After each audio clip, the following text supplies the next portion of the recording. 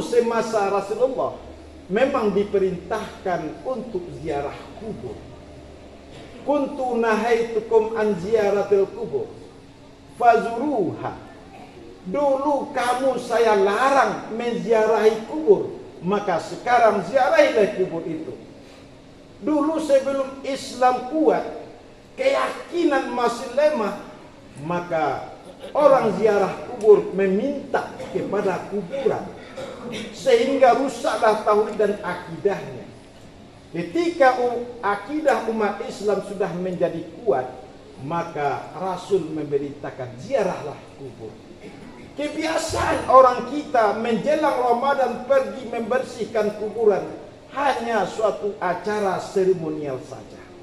Tetapi dia tidak mengambil suatu pembelajaran. Dia bersihkan kuburan, dia tidak bayangkan siapa yang ada di dalam kuburan. Dan bagaimanakah dia setelah ini? Dan pasti dia akan masuk ke dalam kuburan itu juga. Kaum muslimin rahimakumullah. Makanya kita sebelum masuk ke pandan kuburan itu, kita membaca Assalamualaikum ya ahlal kubur wa inni insyaallah lahiqun. Keselamatan atas kamu wahai penduduk kuburan, dan insya Allah saya juga akan menyusul kamu masuk ke dalam kuburan. Idealnya kita membersihkan kuburan. Semakin sering kita mengunjungi kuburan itu, semakin taat dan patuh kita kepada Allah. Tapi realita yang terjadi, sering kita mengunjungi kuburan, sering kita membersihkan kuburan, kemaksiatan tetap berada pada diri kita. Kaum muslimin rahimakumullah. Utsman bin Affan suatu ketika dia mengunjungi kuburan, dia menangis. Dia menangis terseduh-seduh. Kenapa? Dia ingat dengan pesan Rasulullah. Apa kata Rasulullah? Aksiru zikra qatta'ul lazat. Perbanyaklah olehmu mengingat sesuatu yang memutuskan kelezatan. Apa memutuskan kelezatan? Yaitu kematian. Kemudian yang ketiga, yaitu kita barengi puasa kita dengan nilai-nilai ketakwaan.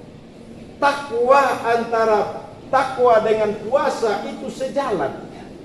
Orang yang bertakwa sudah pasti dia bisa berpuasa. Orang yang tidak bertakwa tidak akan mungkin dia berpuasa. Kenapa? Takwa itu artinya hati-hati, waspada, mawas diri, maminteh sabalun naik, manopang sabalun tabang. Hati-hati rantiang nan kaman cucuk, hati-hati dahan nan kamaipo. Inilah takwa menurut orang Minang. Orang-orang yang hati-hati pasti dia akan mawas diri dan pasti dia akan menahan diri. Itulah yang namanya puasa. Puasa artinya al-imsak, menahan dari segala sesuatu yang membatalkan dan merusak ibadah puasa. Walhasil, setelah Ramadan nanti nilai-nilai ketakwaan kita meningkat. Maka setelah Ramadan disebut dengan bulan Syawal. Syawal artinya peningkatan. La'allakum tattaqun di dalam surah Al-Baqarah ayat 183 wujudnya adalah Assalamualaikum warahmatullahi wabarakatuh. Bismillahirrahmanirrahim. Selamat datang. Kembali kita bersyukur kehadirat Allah Subhanahu wa taala. Pada siang hari ini Allah telah takdirkan kita untuk kembali menunaikan perintah Jumat, di mana setiap pribadi muslim yang laki-laki wajib melaksanakan ibadah Jumat 1 kali seminggu. Mudah-mudahan seluruh pengorbanan kita, seluruh usaha kita, seluruh ikhtiar kita dalam rangka mendapatkan ridha dan keridhaan Allah Subhanahu wa taala dengan niat yang ikhlas betul-betul bernilai di sisi Allah sebagai amal saleh. Amin amin ya rabbal alamin. Selanjutnya selawat dan salam. Tak lupa kita doakan kepada Allah, semoga masih disampaikan buat junjungan kita Habibullah Nabi Muhammad sallallahu alaihi wasallam. Allahumma salli ala Muhammad wa ala ali Muhammad. Kaum muslimin sidang jamaah Jumat rahimakumullah. Faqala Allah Ta'ala fil Qur'anil Karim. A'udzu billahi minasy syaithanir rajim. Bismillahirrahmanirrahim. Fa idza ja'atit tammatul kubra yauma yatadzakkarul insanu ma sa'a wa burrizatil jahimu liman yara fa amma man tagha wa atharal hayatad dunya fa innal jahima hiyal ma'wa wa amma man khafa maqama rabbih wa nahan nafsa 'anil hawa fa innal jannata hiyal ma'wa. Sadaqallahul azim. Wa qala Allah Ta'ala fi ayatil ukhra, ya ayyuhalladzina amanu taqullaha wal yaqulu qawlan sadida yuslih lakum a'malakum wa yaghfir lakum dzunubakum wa may yuti'illaha war rasul faqad faza fawzan 'azima. Shadaqallahu azim. Aku berselindung kepada Allah dari godaan syaitan yang terkutuk. Dengan nama Allah yang Maha Pengasih lagi Maha Penyayang. Maka apabila telah datang pada hari kiamat kegoncangan yang sangat dahsyat, ketika itu seluruh manusia ingat kembali apa yang pernah dia usahakan selagi hidup di dunia. Ketika itu diperlihatkan neraka jahanam. Maka adapun orang yang durhaka selagi di dunia dan lebih mementingkan kehidupan dunianya, maka sesungguhnya neraka jahanam tempat kembali. Dan adapun orang-orang yang takut kepada Allah sebagai Tuhannya dan menahan seluruh kehendak keinginan hawa nafsunya, maka sesungguhnya dia akan ditempatkan ke dalam surga. Amin amin ya rabbal alamin. Shadaqallahul azim. Berkata juga Allah Subhanahu wa taala di dalam ayat lain, wahai orang-orang yang beriman, bertakwalah kamu kepada Allah dan hendaklah kamu mengatakan perkataan yang baik. Allah akan memperbaiki kehidupanmu. Allah akan mengampuni dosamu. Dan siapa yang mentaati Allah dan Rasulnya, maka sungguh dia telah mendapatkan keuntungan yang besar. Maha benar Allah dengan segala firman-Nya. Kaum muslimin sidang jamaah Jumat rahimakumullah. Pada kesempatan khutbah yang mulia ini kita ambil sebuah judul pembicaraan kita, 4 macam metode agar kita termotivasi melaksanakan ibadah Ramadan dengan sebaik mungkin dan dengan bentuk ketakwaan. Kaum muslimin sidang jamaah rahimakumullah.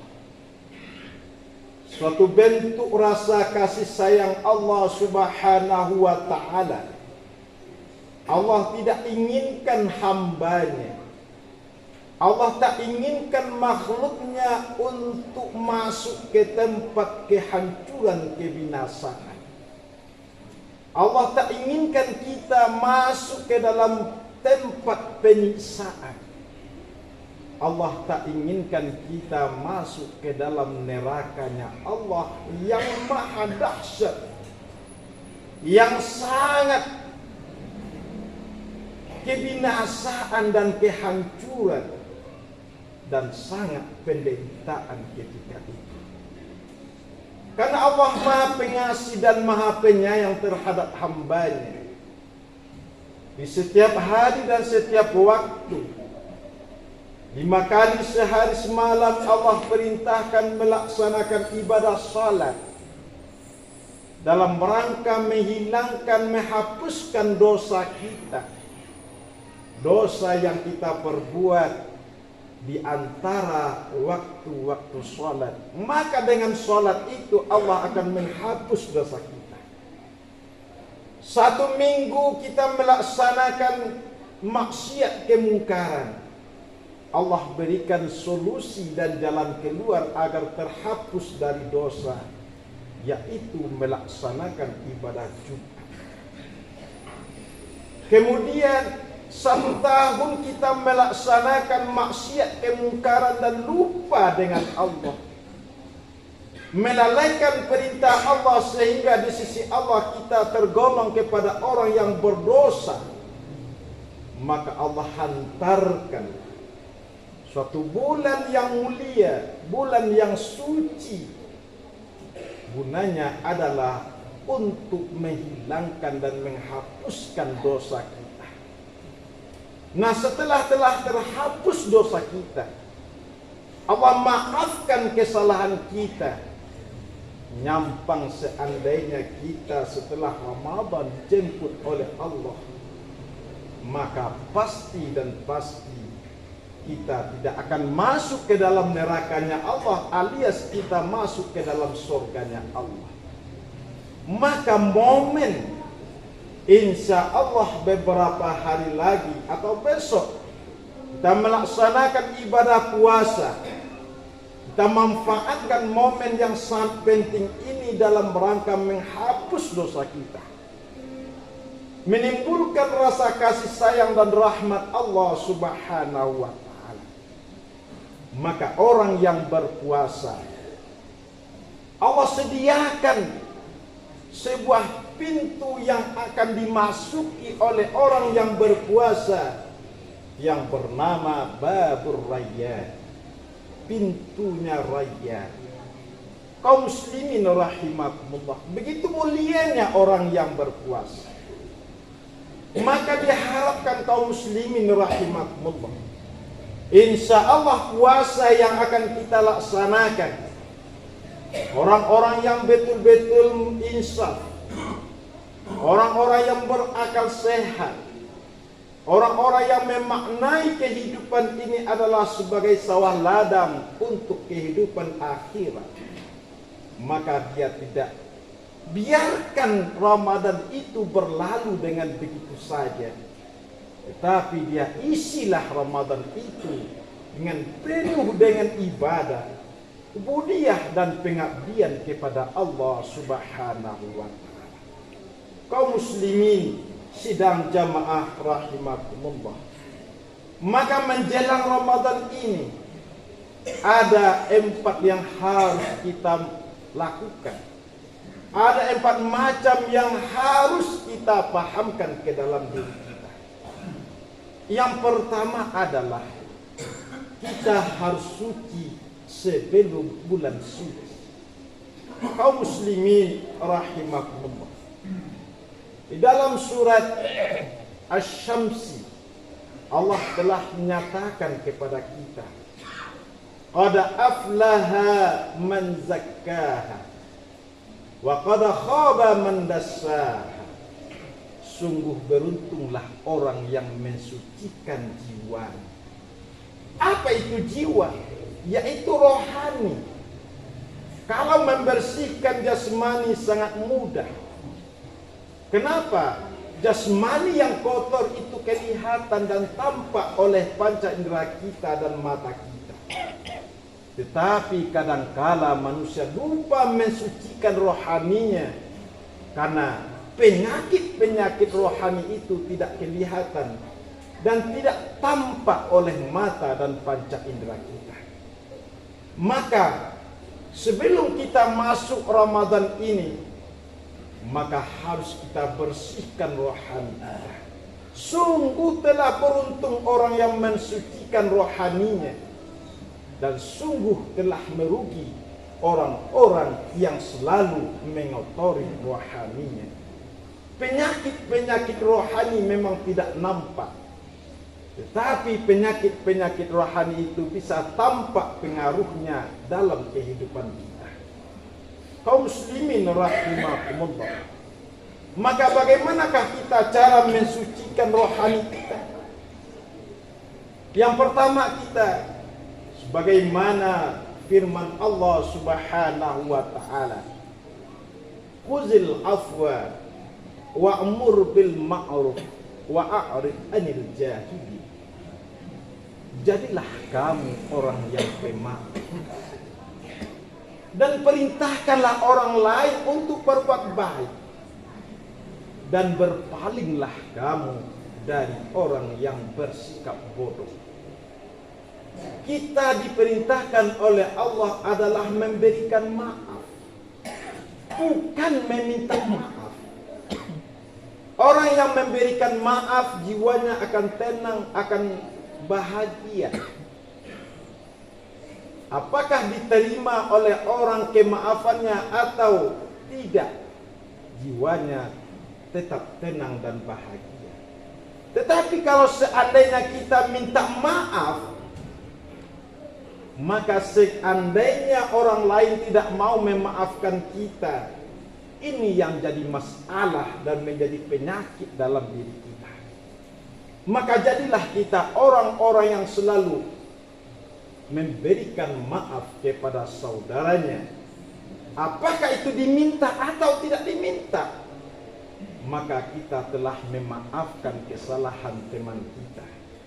Pengaruhnya adalah ketika kita sudah memaafkan saudara kita, biasanya kita bermuka masam, bermuka hitam, atau tidak enak melihat teman kita. Maka di saat kita telah memaafkannya, kita bertemu dengan penuh rahmah dan kasih sayang. Tidak ada rasa kebencian di dalam hati. Tetapi ketika kita meminta maaf kepada orang lain, lalu tidak diberikan maaf, maka akan timbul penyakit rohani yang sebanyak-banyaknya. Kaum muslimin rahimakumullah. Maka yang kedua adalah wa'mur bil ma'ruf, perintahkan orang lain berbuat baik. Kemudian yang ketiga, wa'arid 'anil jahili, hendaklah kita berpaling dari orang yang bersikap bodoh. Siapakah orang yang bersikap bodoh? Orang yang selalu melakukan kemaksiatan, kemungkaran. Orang yang selalu melakukan kejahatan di pelupuk mata kita. Maka harus kita menghindar dalam rangka menjaga kesucian rohani kita. Kemudian yang kedua adalah metode untuk menyambut Ramadan ini adalah kita pergi membersihkan kuburan. Kaum muslimin rahimakumullah. Dulu semasa Rasulullah memang diperintahkan untuk ziarah kubur. Kuntu nahaitukum an ziyaratil kubur fazuruha. Dulu kamu saya larang menziarahi kubur, maka sekarang ziarahilah kubur itu.